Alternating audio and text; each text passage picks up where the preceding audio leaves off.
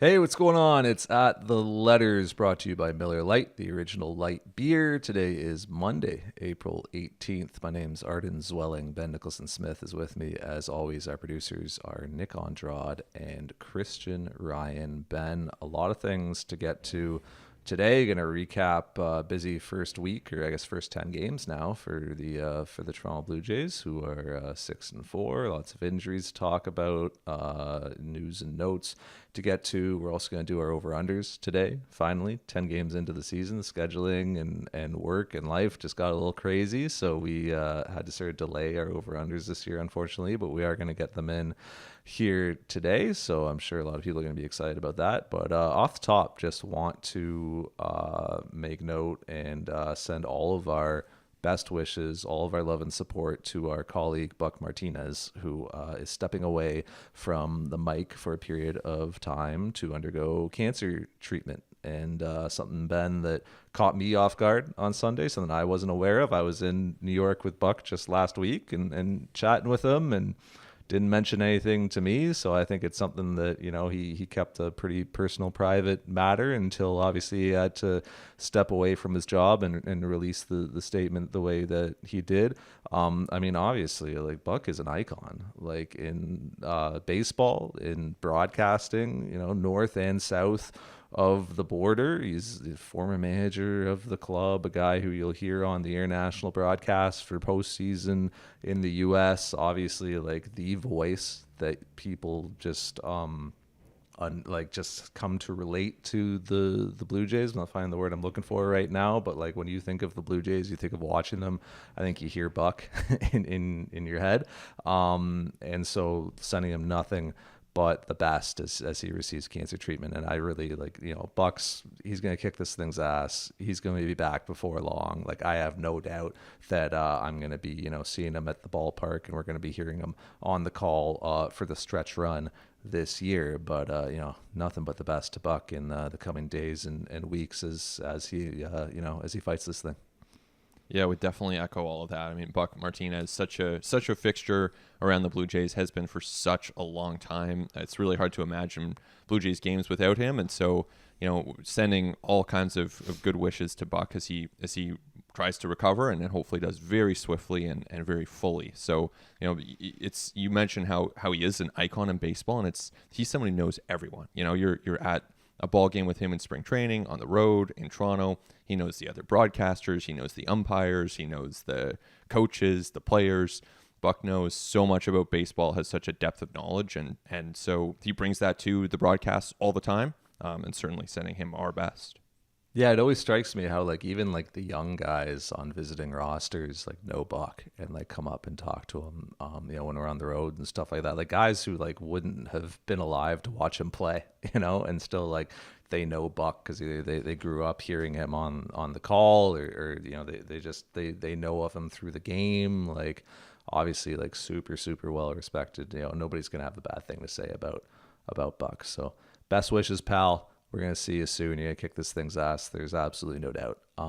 Let's talk Blue Jays, Ben, because we have quite a few over-unders to get to in the back half of this episode. So let's kind of like quickly recap where things are at with the club. I was in New York last week, and then I took the weekend off because I'd like worked every day for, I don't know, a month or something like that. So you were down at the ballpark. So maybe I'll just kind of like ask you, like, what's going on with this team? What's the tenor right now? You take 2 or 3 from Oakland. More injuries come down this weekend. I mean, where do things kind of stand from your perspective, having been at the ballpark over the weekend? I think they're mostly in a good spot. I think that the Ryu injury is, it's kind of paired with his struggles. You just kind of take away Ryu, whether it's because of the struggles or the injury or both. That's been really disappointing to see that the struggles he had at the end of 2021 continued and persisted and arguably worsened in those first couple starts. So that's an issue. But for the Jays to have Ross Stripling basically ready to step in, on turn, stretched out, if you're going to lose a Hyunjin Ryu, then this is probably the best way that you can do it. And, of course, Stripling, now he was supposed to be that insurance policy. Now he's in the rotation. So you lose a little bit of depth by doing that, but you might not lose effectiveness. So that's clearly, one big concern, one big transition point for this team. But, beyond that, I think they're roughly where they should be. It's to be 6-4. You want to beat the Rangers, they did. You want to beat the A's, they did. To split against the Yankees, okay, that's fair enough. So I think they're in a decent spot. I don't think that they've completely, stormed out of the gate and just overpowered everyone. But to expect that probably would have been unrealistic too. Yeah, being 6-4 with some of the adversity that they've faced in terms of injuries, some of the tough umpiring they've faced, with some of the days when the bats just haven't been there, some of the pitching performances they've had. Opening day starter gone out. That's pretty good. 97 win pace after all of that. Going if in a funny way, like going from Ryu to Stripling in the rotation is like a low-key upgrade just based on the form that Ryu was in and the form that Stripling is in right now. But that certainly doesn't make it a positive situation, because like obviously the ceiling of a Hyun-Jin Ryu is like Cy Young candidate, and it wasn't that long ago that we saw that. But you're right, like these struggles for him have stretched back into the end of the 2021 season, and they've now continued here in 2022. So it's not, it's not so much a blip. Like this is sort of a trend now, and it's got to be concerning. And like we don't know enough, right? The Blue Jays have called it forearm inflammation, and every pitcher in the majors right now has inflammation and is dealing with inflammation. So like that just doesn't tell us a lot. So like my biggest question right now is just, is this something more significant from an injury standpoint? Is this something structural? Is it something he's going to have repaired, something he's been carrying since last year and just kind of tried to pitch through and isn't able to? Or is it just like a decline phase, and is it like his effectiveness waning later in his career? Like those are some of the really like big questions that need to sort of be answered around Hyun-Jin Ryu, because this isn't a guy that you're going to shift to the bullpen. I don't think like this isn't a guy who really profiles as like a long bulk reliever, right? Like that's the credit to Ross Stripling for his incredible versatility and flexibility and being able to like bounce back and forth between those roles of kind of being a long guy out of the bullpen, throwing like 1 inning outings earlier this year, and now taking on a rotation job. Like that's not easy. It's not easy to program your week and structure the way that you do things doing that. So I don't know that Hyun-Jin Ryu is going to be that guy for you. I think he's a starter for you, and you need to figure out how to get him back to being effective. And he walks that such a fine line of velocity and command, where if he's on the right side of that line and the velocity is like 91 and the command of the changeup and the curveball are on the corners and on the black, well, all of a sudden he's like pretty dominant in the major leagues. But if he's on the wrong side of that line and the velocity on the fastball is like 88, 89, and the command of the changeup and the curveball are more over the heart of the plate, all of a sudden he's straight up uncompetitive in the major leagues.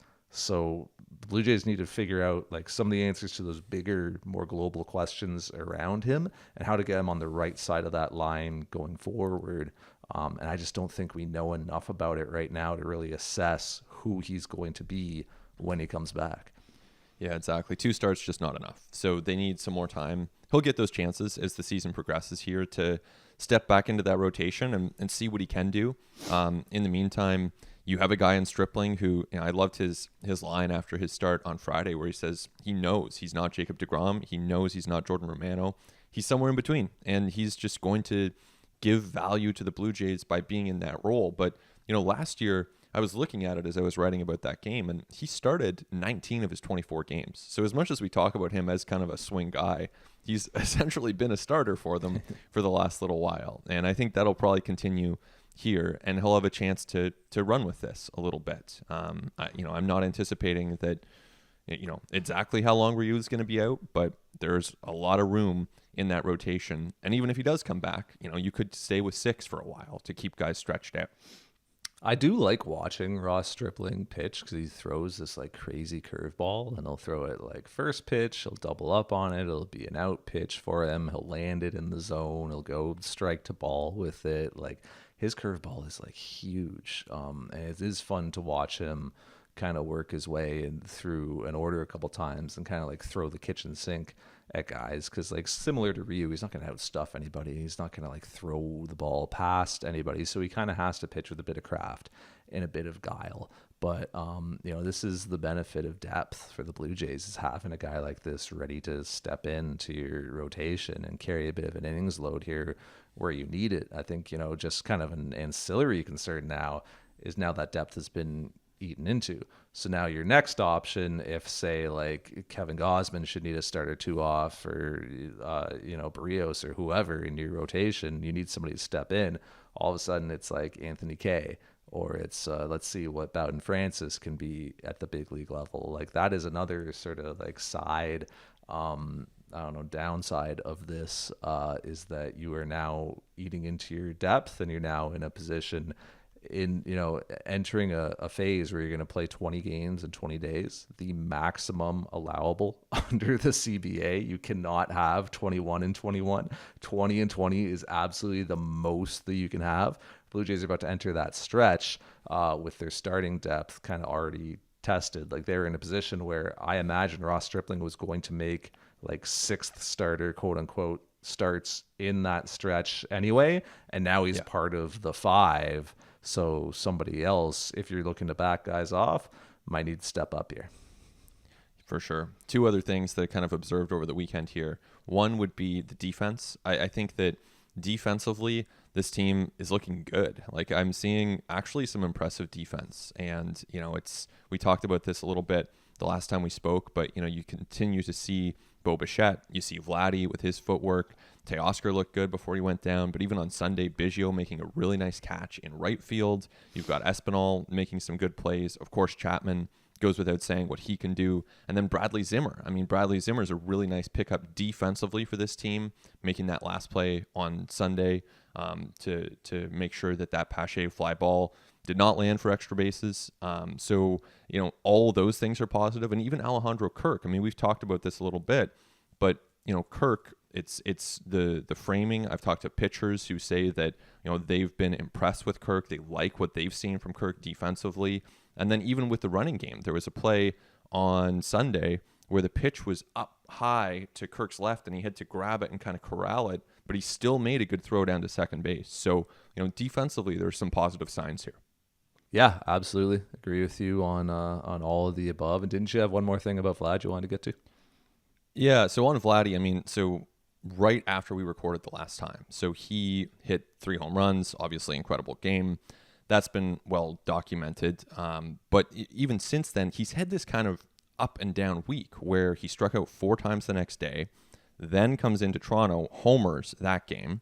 Then he struck out a lot on the weekend as well. So really frustrated, seeing a lot of frustration from him on the field on Sunday. And it's just interesting to see these kind of ups and downs, even for a hitter who, objectively speaking, is probably the best right-handed hitter in baseball, along with Mike Trout.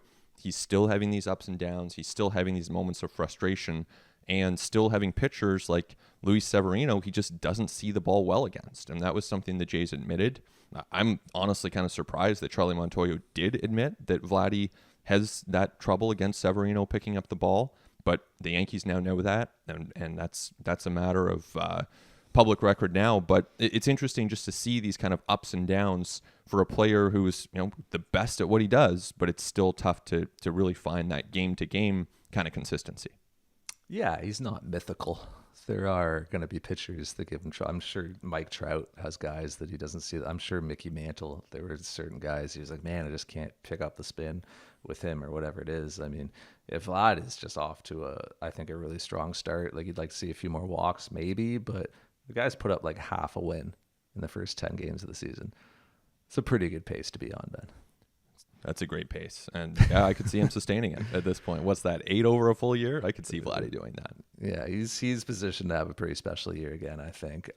Which brings us to Keeping It Light, brought brought to you by Miller Lite, the original light beer.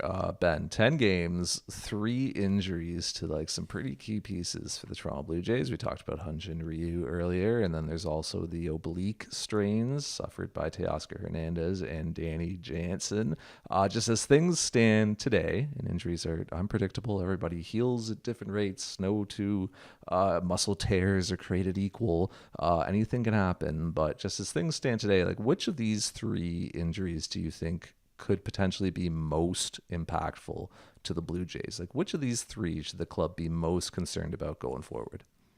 Yeah, you never want to be in a point 10 games into the season where you're choosing between 3 and you have 3 like real candidates for problematic injuries, but that's where the Jays are. And to me, it's Teoscar Hernandez. I mean, you look at what he does on a very consistent basis from a power standpoint, it's really hard to find. He's proven himself to be a silver slugger type hitter year after year. The results are there. He was well on his way to sustaining that and building on that in 2022.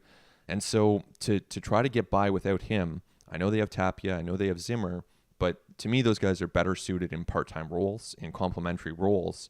You don't want to push them too much into the spotlight. So between the loss of your cleanup hitter, a guy who was stepping up defensively and looking better even in right field with some of his defensive plays, it really is, to me, that's the biggest loss of the 3.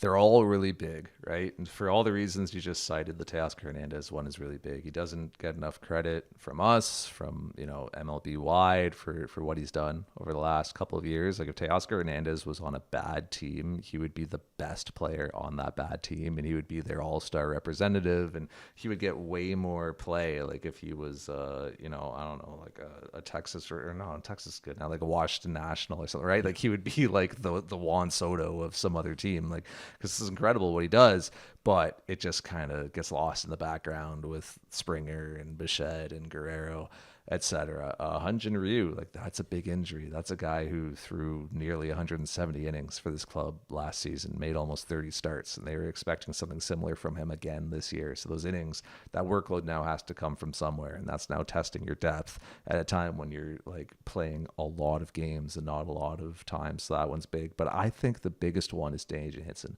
honestly, because it doesn't only impact the Blue Jays behind the plate, it impacts their like entire pitching staff. It's not just Danny Jansen, it's Yusei Kikuchi, and it's Jose Barrios, and it's Kevin Gausman, and it's like Jordan Romano and Adam Simber and everybody in that bullpen. Like it's everyone who had worked with Danny Jansen throughout the spring and was expecting to throw to him consistently during the regular season. That's now a slight downgrade for all of those guys, for all of those pitchers who are now having to learn new catchers, right? Like Alejandro Kirk knows his pitching staff and has the trust of this pitching staff, but he's not going to catch everybody because he can't catch every day. So now it's all of a sudden, all right, let me try to get on the same page with Zach Collins or Tyler Heineman. Like let's get this guy learning what I like to do in certain spots, how I like my catchers to set up and receive, what type of rhythm and tempo I like to have throughout a game, what pitches I like to go to when something else isn't working. Like there's a lot of things going on beneath the surface there that like a lot of like institutional knowledge that Danny Jansen would just have that other catchers aren't going to have with the pitching staff. And it's going to take some time to get assimilated. Like you look at Yusei Kikuchi, who spent all spring working on these adjustments the Blue Jays are trying to get him to make and trying to come out of like the second half of 2021 that he had, where his contact management was terrible and he was giving up a ton of homers. He's trying to do things differently. He's changed his delivery. He's moved on the mound, all this stuff, works with Danny Jansen, all these adjustments. Time to start and debut for 2022, first outing of the year, ready to throw Danny Jansen. 2 days before Jansen gets hurt. Now all of a sudden it's Tyler Heineman, who he's never even thrown to before. Like it's just not a good spot for him to have success. And then even beyond that, the timing for Danny Jansen, who had like come out of honestly years of struggle at the plate offensively at the end of 2021 and had kind of like stopped trying to go the other way, embraced the pull approach, knew that if he just got the bad head out to pitches in the zone that like hits the other way would just come naturally for him if he stopped trying to hit it the other way, and was having great success. and like great results at the plate. And I think was like mentally feeling as good as he's felt at the plate in a long, long time. And then to carry it over into 2022 and have this injury happen when it did, when he was off to such a strong offensive start, it sucks for that reason as well. And then yet another one is that now it ups the demands on Alejandro Kirk, who you probably already had some durability issues or concerns with like prior to him taking on what is now going to be a starter's workload, like for in the sort of like Evan Gattis role that he was going to fill for this club. Like I think already the Blue Jays were like, yeah, let's try to, get this guy to the finish line, see if he can hold up over a full season.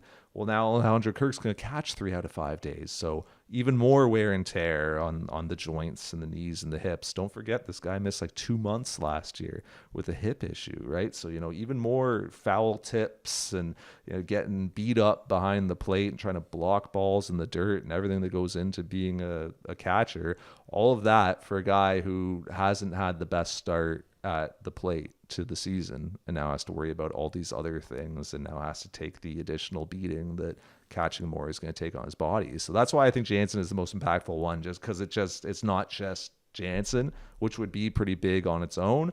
It bleeds off. Like there are knock-on effects for basically every other player on this roster. Yeah, there definitely are. I mean, it was interesting talking to Ryan Baracchi just before he was activated on Sunday, and he's someone who's obviously worked very closely with Danny Jansen. They're really good friends, even beyond the game. And Baracchi was saying, like, when he works with Jansen, it's just so simple. He just understands exactly what, almost before Baracchi's thought of the pitch, Jansen has thought of the pitch. And, that's a pretty unique pitcher-catcher dynamic. They've worked together for years in the majors and minors, really any setting you can imagine. These guys have worked together, so there is that familiarity there.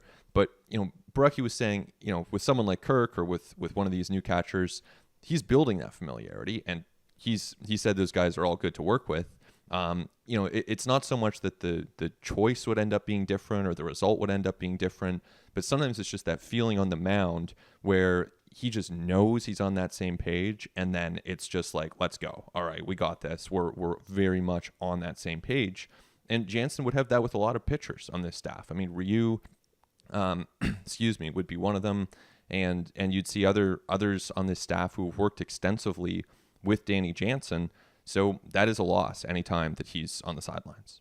Yeah, there's a confidence there, right? There's a certainty, and there's like a reassurance and a conviction that comes with your pitches when you really trust the guy behind the plate and the guy who's putting down, like, pitchers say this all the time, and it's hard for us to relate to it having never stood on that mound, but they say, when I see a catcher like put down a call with conviction and say, like, no, throw your slider again. Like, you just missed with your slider. We're going to double up on it. I am convicted in putting or punching these digits into my wrist guard now, I guess. But making a call with conviction in a spot where maybe a pitcher is questioning their confidence in a pitch, that matters. And pitchers talk about that all the time. And that is something that, I think that, the prior relationship and history of Danny Jansen, a lot of these guys would have. So, and that's the other thing, is I think that the oblique for Jansen is a bit more significant than Hernandez's. I think, Teoscar's is more significant than the one he had in 2020. Like, I think it's a bit more, of a clear injury, but I am expecting Teoscar Hernandez to be back before Danny Jansen is. So that's the other thing too, is that I think the Jansen absence is going to be longer than the Teoscar Hernandez absence. So that also makes it more impactful for me. The depth is being tested on many fronts for these Jays. No kidding. Let's step away. But when we come back, finally, over-unders time, 2022, 10 games into the season. We're doing it when we continue on At The Letters. It continues on At The Letters. Arden Zwelling, Ben Nicholson Smith, our producers Christian Ryan and Nick Andrade, and Amal Delich overseeing the operation. And as always, we thank them for their help throughout the year, but particularly on days like today, when it is a pretty heavy lifting episode, because today is Over-Unders episode for 2022. And I guess this is our 8th annual, Ben, because I'm pretty sure that we've been doing this since day one of the podcast. So 8th time we're doing the over-unders here. Happy over-under day.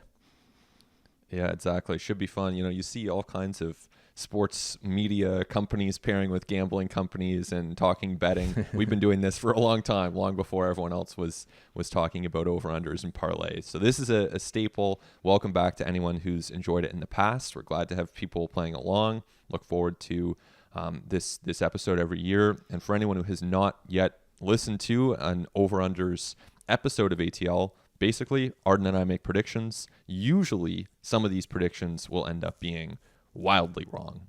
We have gotten many of these wrong. It is almost an annual kind of rite of passage to get some over-unders way off the mark. But that's part of the fun, because baseball is impossible to predict, even for those of us who watch a whole lot of it. So looking forward to seeing which ones we're very wrong on this year.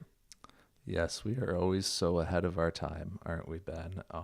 And yeah, I think that that's the biggest thing to always take away from over-unders every year, is that it is just a demonstration of how much changes in a baseball season over 6 months, how much rosters change, how much expectations change, how performance fluctuates, and how little all of us know, not just us in the media, not just observers, fans, people in the game know very little as well. They work off of projections and they have ideas and they try to predict the future, but nobody can predict the future. Crazy things happen. So we'll look back on some of these over-unders when we look back on them in the fall and go like, wow, that's what we were talking about in April. Yeah. That's crazy. That seems insane at this time to think that we were talking about that only 6 months ago. But that's baseball. That's why we like it, right? Because it's unpredictable and it's crazy. So let's start off here at the top. We have George Springer games played, and we have set the over-under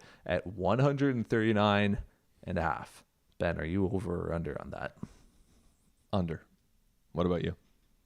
I am also under, because I just, when's the last time he did it? Probably like 17 or 18 or something like that. And obviously there's a shortened season in there, but yeah, it's tough to bet on like an outfielder in his 30s being over 139 and a half. I think I already expect George Springer to be getting a bunch of DH days this year and be sort of quote unquote load managed and have his days off. And maybe there's a quick IL stint in there as well. So yeah, I'm going under. So far, he's been taking the field. So far, he's been healthy, playing really well as you'd expect. Yeah, but it's a tough one to sustain all year. I mean, should we lower that? Should we make it 129.5? I'm fine with where it's at. Okay, there it is. 2 unders on the first one. So that brings us to the second over under here. This one is the Blue Jays games played leader, over under 159.5. And last year, we saw Marcus Semien play in every single Blue Jays game. Bo Bichette played in, I want to say 161, and Vladdy was around 159, if I'm not mistaken. So question here basically being, will anyone on the Blue Jays play 160 games this year? Yeah, Bo is the one guy I would have bet on. I think he's absolutely capable of it, but it's too easy to see 3 off days in there. Or even if he doesn't like land on the IL for something, all it would take would be like 2 games where it's like, oh, we just gotta, sit him down, give him a little break here because something's barking or he took a pitch off the wrong area or whatever. So yeah, I'm going under on this one. Yeah, I think that's the right call. I would also agree. Under, Vladdy is going to push for it. Bo's going to push for it. They want to be over there. But like you say, something is often going to come up and it's going to be a tough one to get to that level. Hitting 300 is not something that you see quite as commonly in today's game as maybe you once did. Velo has like gone through the roof and spinning stuff is crazy and guys are swinging harder than ever before and trying to juice their OPSs so they can get paid. Leads to lots of swing and miss. But we have set an over-under for the Blue Jays of Blue Jays who hit 300 at 1.5. So essentially, will there be 2 Blue Jays to hit 300 or not? And the minimum in plate appearances is going to be 300 so that we don't get any kind of small sample craziness. Ben, 1.5 Blue Jays who bat 300, over or under?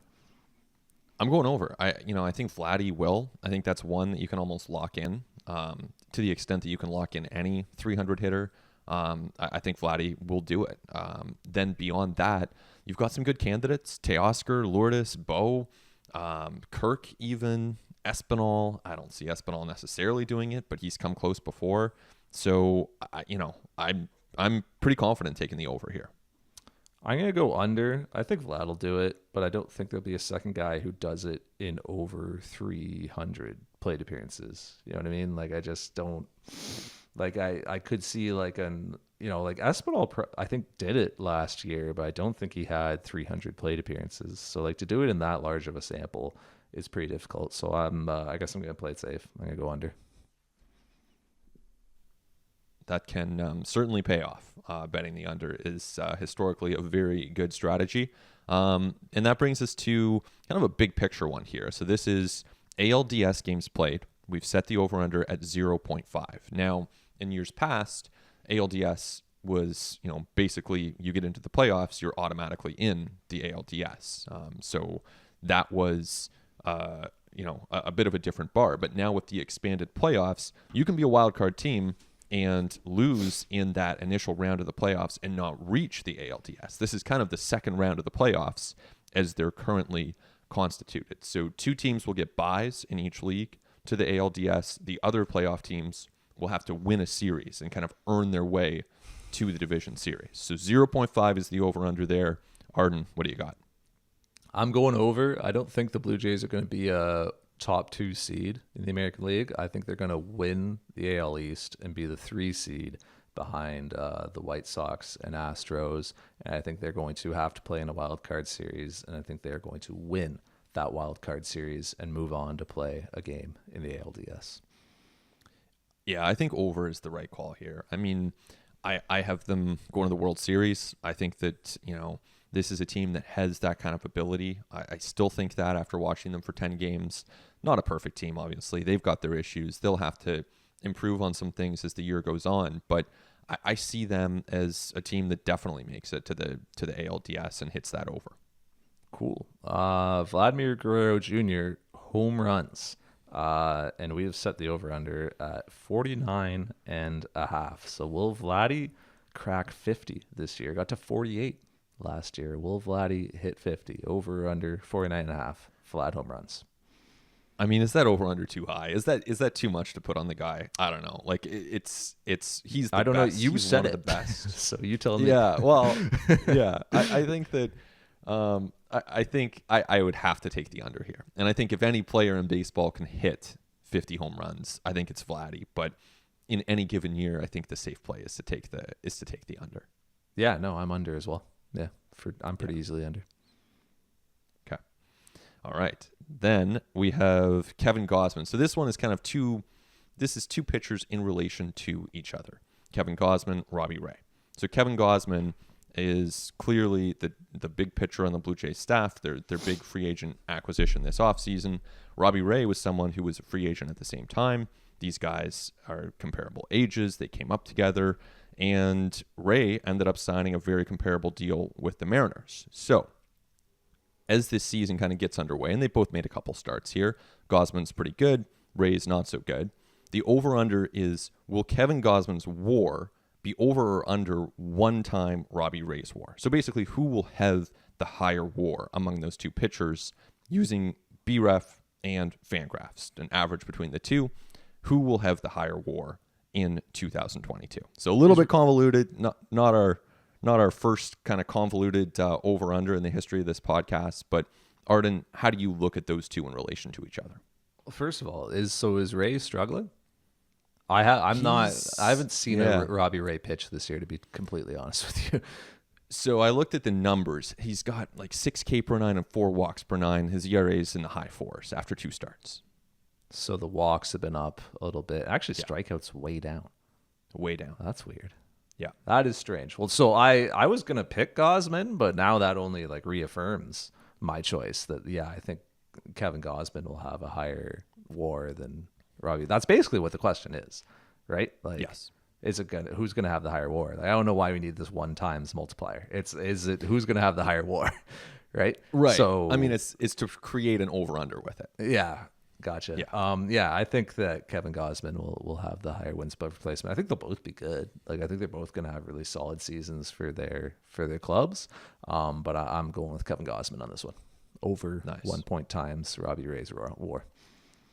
Yeah, I'm going to have to take the same. I think, if you had asked me at the time that they signed, I honestly would have said that Ray would be higher in 2022. I thought that, Gosman was probably a safer long-term bet, and Ray was the best bet to be good right now because he was dominant in 2021. He was the Cy Young winner. I mean, no one was better than Robbie Ray last year. But, looking at the first two starts, looking at Gosman, seeing his splitter, how it plays in this division against some of these really good hitters, I think Gosman's going to be really good. And then seeing that little wrinkle from Robbie Ray is enough to make me more confident in choosing Gosman.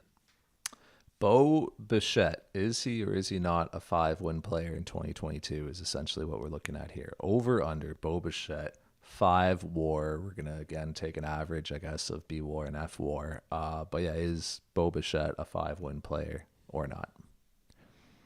I wouldn't take the over on a lot of players right here, but I'll take the over on Bichette. I know he's not off to the greatest start offensively, but premium position, he's going to steal you some bases. He's going to hit some home runs. He's going to take the field basically every day.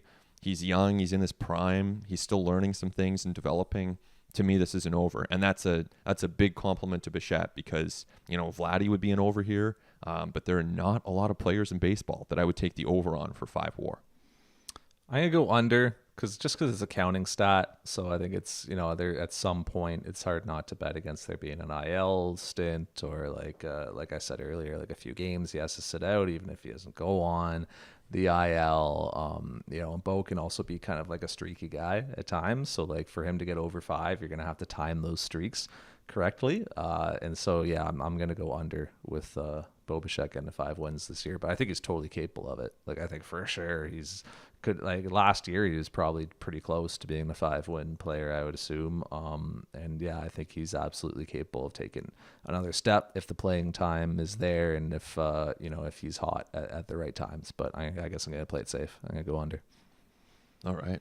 Our next one does tie in to Bo as well. So this one is a combination one, and I'll try to explain it as clearly as I can. It's a little complicated, but essentially, how many pairs of teammates? So, Miguel Cabrera and Spencer Torkelson, Carlos Correa and Byron Buxton, Mike Trout and Shohei Ohtani. How many pairs of teammates will have more WAR than Bo and Vlad combined in 2022? So, DeGrom, Scherzer, how many pairs of teammates? Now, we've set the over-under here at 1.5.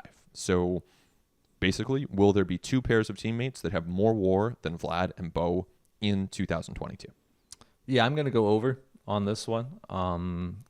And I think Vlad and Bo are both going to have excellent seasons and put up a ton of WAR, but I just think that of some of the other combinations across baseball, like whether it's like, a Harper Nola or, like you said, a Trout Ohtani or, like a Buehler Trey Turner, like there's just like a ton of combinations out there that like the White Sox might have 2 pitchers who do this. So, I'm going to take the over on 1.5 pairs of teammates that outwar Vlad and Bo. Yeah, I think that makes sense. I mean, again, I'm wondering now as we kind of talk about this, should we raise the over under to 2.5? Because I'm clearly taking the over at 1.5. I'd take the over at 2.5 as well. Yeah, I think I would too. I mean, 3.5. So, should we? I think we're just both over. Moving right along to Matt Chapman. We had to have a Matt Chapman one in here. Big time acquisition for the Blue Jays in the offseason. And it's got to be defensive, as always. There are probably a bunch of ones we could do at the plate, just considering kind of like the weird season that he's coming off of offensively and what he was earlier in his career. But Matt Chapman, the calling card, the hallmark of his game, the constant of his game that has not slumped at any point in his career, has been his defense, one of the best defenders at third base in baseball. Over under defensive runs saved for Matt Chapman, 18.5. I'm going under, and I think that again, it's a counting stat. So it's not to say that on any given day, Chapman won't be a remarkable offensive third baseman. But I think if we're putting the over-under there, and again, that's based on what he's done historically in his career, he's also been a guy who's historically taken the field really consistently. He's been playing in Oakland, which is a park that, does allow for a third baseman to really shine with that foul territory. So I'm taking the under here. I think that he's going to be the best American League defensive third baseman, but that might be 12, that might be 13. So that's where I land on this one. Yeah, I think he's going to get close. Like, I think it's well set, but I think he'll be under. Like, I could see like 16, 17. But I don't think he's going to clear 18.5. So I'll go under. Fair enough. All right. So staying on the infield here, we have a Santiago Espinal OPS plus over under. And clearly, we've seen Espinal have a good offensive season last year. Then he showed up bigger, stronger in spring training. He's made some really good contact in the games that count already. So you're seeing exit velos 106, 107. That's a good sign. So at this point, as we record this on Monday, the 18th of April, his OPS plus is 106. Again, last year was 112. So the over-under is set at 112.5. Can he surpass what his OPS plus was in 2021? I'm going to go under on the 112.5 OPS plus for Santiago Espinal, and it's going to be like kind of in a weird, convoluted way. Like, I think it's because he's going to play so much this year that he'll be under. Like, I think in a weird, like, small sample way, he could get over that. But I think because, like, last year, I don't know off the top of my head, but probably close to 300 plate appearances. Like, he might be up over 400 this year, nearing 450. Like, I just think in that much of a sample, you're going to see him closer to 100. I think he could still be over 100, which is like a credit to him because that means he's an above average MLB hitter, and he's going to be really useful for the Blue Jays. Like, that's a really solid guy to have on your club. But to get up over 112 and a half is a bridge too far for me, so I'm going under. Yeah, 112 that's a lot. I mean, I forget where we set it for Marcus Semien entering the 2021 season, but it was probably around there. And of course, he shattered that. But that's a different kind of offensive player. I mean, in Espinal, you're looking at more of a slashing type hitter, some doubles power. Of course, he can run into a few homers, but really his calling card is the defense, some good contact ability, give you a pretty decent at bat. But I too would be on the under on this one. Gabriel Moreno, name that is going to be on the tips of the tongues of Blue Jays fans pretty much all year, because this is the guy, right? Last year it was Alek Manoah, call up Alek Manoah. 2 years before that, call up Bo Bichette. Year before that, call up Vladimir Guerrero Jr. This year it's going to be Gabriel Moreno, off to a strong start at AAA. Pretty weird spring training for him, all kinds of trouble getting stateside, but now he's here and he is playing and he's putting up numbers and he's producing. He's doing what he needs to do to get a call up to the big leagues. We have set the over under for MLB regular season games played by Gabriel Moreno at 29 and a half. Ben, are you over or under that mark? I got to be under here. I think he makes it to the majors this year. I think that he contributes and brings offensive value immediately.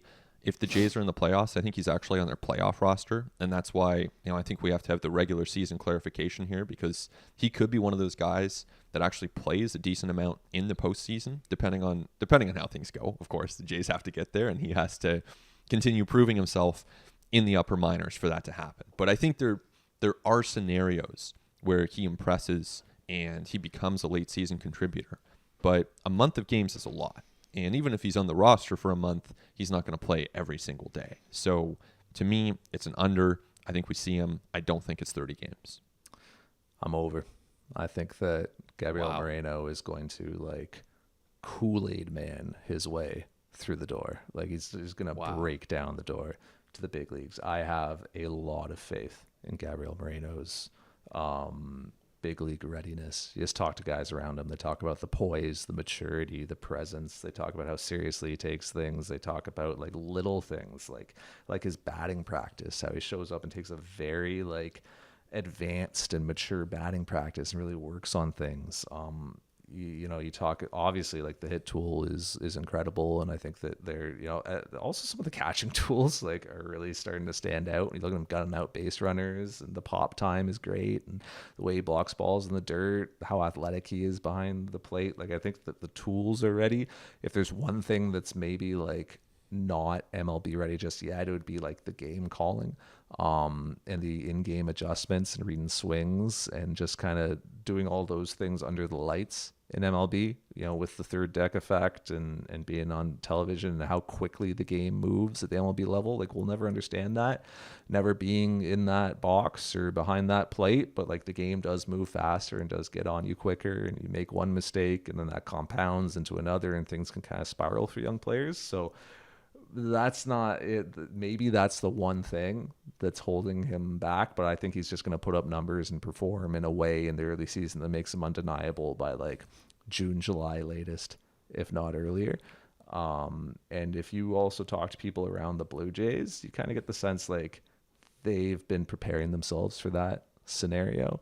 During spring training, Gabriel Moreno had like a series of one-on-one training sessions with Blue Jays major league staff about what a typical game day would entail, about here's how we look at advance reports, here's what our scouting reports look like, here's what a pitchers and catchers meeting would look like, here's what would be expected of you, here's how that would play out, here's how, we would, when we would throw our bullpens. Like they basically did like dry runs for the guy of like what a day would be like being the catcher on the big league roster. The Blue Jays don't do that if they aren't expecting him to be catching for them in the big leagues this season. So for all those reasons and more, I'm going over on 29.5 Moreno games in the big leagues this year.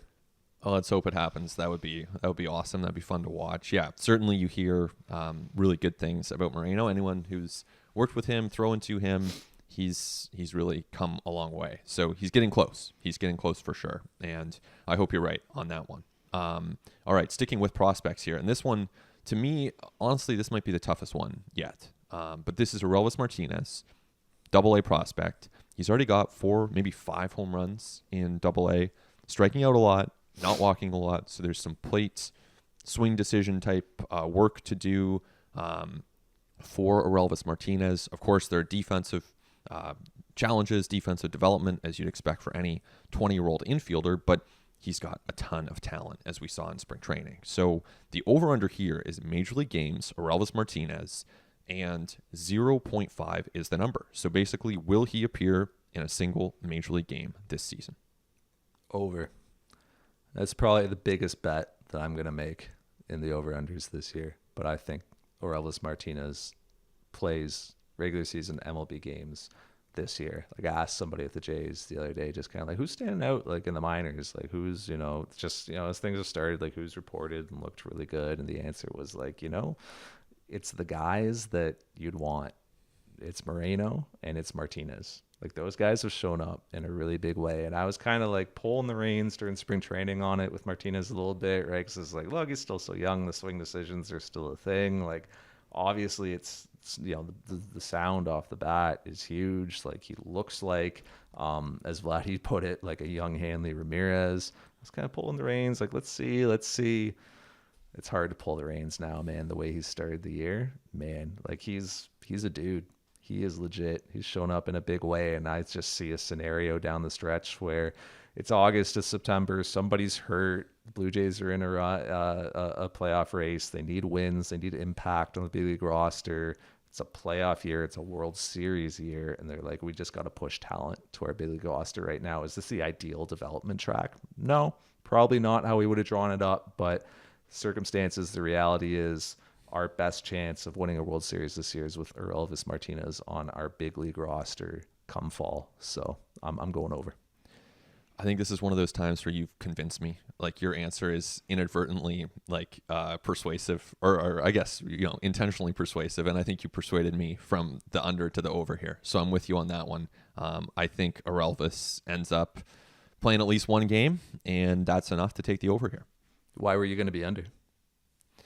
Just for all the normal reasons. I mean, he's in Double-A. He's young. They already have second baseman and shortstops and third baseman. There are only 28 roster spots too. It's not like you go to 40 in September.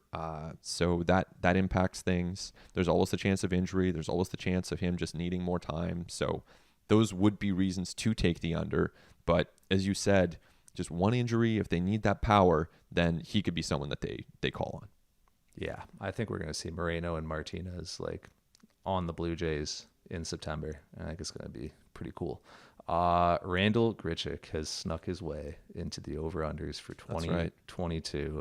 And we have set the over-under on Randall Grichuk home runs playing for the Colorado Rockies for the entire season, we assume, if he doesn't trade again, at 27.5.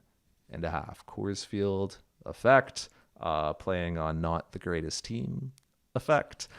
Is Randall Grichuk going to get up over 27 home runs this year, Ben? I'm taking the over here. Yeah, I think I'm taking the over here. Because you sound very certain in that. I think, Grichuk, he's going to have the playing time. He's got the best possible park, and he's got the power. So I'm taking the over. I mean, the only thing that would persuade me to not would just be the possibility of an injury, but he could still miss a few weeks and get to 28 home runs. So, ideal setting for a power hitter, and there's not really a ton of threat to his playing time, so I will take the over here. I'm going to take the over as well. I think he's going to enter September with like 19, and we're going to be like, oh no, he's going to be under, and then he's going to hit like 9 in September. Yeah. I just think that's the way I think it's going to play out with him. So yeah, I'll go over as well. I like it. All right, so now back to the Jays. This one is kind of connected to their extensions, and in-season extensions in particular. So this would end the moment the final pitch of the regular season is thrown. We'll know where this one lands. The over-under here is 0.5 in-season extensions valued over $20 million. So that means if Vladdy signs, that would check this box. If Bo signs, that checks this box. If they sign Adam Simber to like a 1-year extension, then that probably doesn't. So the over-under is 0.5. The minimum threshold is $20 million. Yeah, it would be like Vlad, Bo, Teoscar would be Lourdes. the candidates. Yeah, Lourdes, I guess, Chapman, as well. Manoah, Romano. Under. I don't see it. I don't think that anybody's signing an extension in season with this club. Don't see it happening.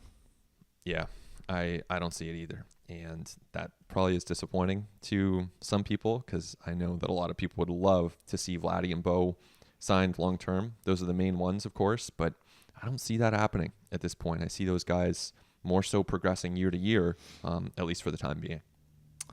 Over under, another transactional one, 1.5 deals on trade deadline day for the Toronto Blue Jays. I think it's August 2nd this year is when they set it for. So on August 2nd, in that 24-hour period, will there be 2 trades or not? Yeah, so I think it's just the day of August 2nd. I don't think it's the 24-hour period. What's the difference? Like, I think it has to be on the day. Well, the got it, right? Because it would be at like 3 p.m. Yeah. Right. So yeah, so it really would be only like a 16-hour period or so if it's at 4 p.m. I assume. Yeah. Yes. So literally on the deadline day. I'm taking the over. I think the Jays clearly, this is a team that needs upgrades now, really. They need more power on their bench. They could use a depth starter. They could use more impact in their bullpen. Those needs exist now. The more needs might exist later. And as much as they have some help coming in-house, you're not going to solve all those needs in-house. So to me, this will be a team that needs to make upgrades. And the only question is when they make them, because they will make them. It's clear they will address those needs. And so, yeah, it's a gamble as to, does it happen on July 28th? Does it happen on August the 2nd, the deadline day? That's really the gamble to me, because I have no doubt that those needs will exist and the Jays will address them. But I think deadline day is usually where you see things get done in baseball. So I think the Jays will make, maybe 3 deals overall, a few roster spots to kind of upgrade at or add to. And I see at least 2 of those happening on the deadline day. Yeah, they'll make like 2 trades for relievers on deadline day. Like the Yeah. only thing that could screw this up would be if they get their business done like prior to deadline day. But I mean, we see it every year. Teams leave it to like the last possible moment. They want to gather as much information as possible. So yeah, I definitely see over on 1.5 deals on trade deadline day. All right. This next one takes us away from the Blue Jays, but keeps us in Toronto. So it is a Yankee-specific over-under centered around their right fielder, Aaron Judge. And the over-under is specifically related to Toronto, and it is how many home runs will Aaron Judge hit at Rogers Center. So the over-under is 1.5. There's a chance that that number is 0. There's a chance that that number goes way above 0. So this is, should we say regular season home runs here, Arden? Is that fair? Do we want to Sure. include postseason? Yeah, we could say that. Okay, Yeah, so we'll say regular season, 1.5 home runs by Aaron Judge at Rogers Center. What do you got? Well, is there anything else that could impact this other than just his performance? I think we know there's something. I gotta go under. Yeah. Yeah. What's your reasoning? I just don't think that he's going to play that many games at Rogers Center this year for one reason or another. Wow. I mean, we'll find out on May the 2nd. The Yankees' first trip to Toronto is May the 2nd. I'm going to go over. This is a tough one to predict. You know, you have to kind of be inside Aaron Judge's mind to know where this is going to land. But I don't know. I mean, are you really in a walk year? Are you really going to miss 9 games? Man, that would be something. If Aaron Judge goes on the restricted list with no pay for 9 or 10 games, so I'm gonna go over. I'm gonna think that he gets everything done that has to be done to cross the border and ends up here and hits a few homers.